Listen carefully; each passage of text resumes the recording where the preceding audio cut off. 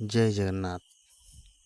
ଆଜିର ଏହି ଦ୍ରୁତଗତିରେ ପରିବର୍ତ୍ତିତ ହେଉଥିବା ବ୍ୟସ୍ତବହୁଳ ଦୁନିଆରେ ଆମେ ପ୍ରାୟତଃ ଥକିଯାଉ, ହତାଶ ହେଇଯାଉ ଏବଂ ଆମେ ଜୀବନର ପ୍ରକୃତ ଉଦ୍ଦେଶ୍ୟକୁ ଭୁଲିଯାଉ।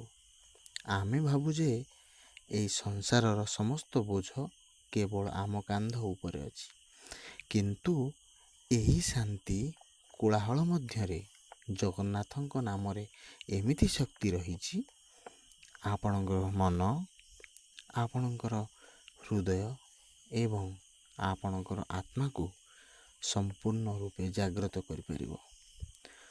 ଭଗବତ ଗୀତାରେ ଅମୃତମୟ ସନ୍ଦେଶ କେବଳ ଶୁଣିଲେ କାମ ଦେବନି, ବରଂ ଏହାକୁ ନିଜ ଜୀବନରେ ଆପଣେଇବାକୁ ପଡ଼ିବ।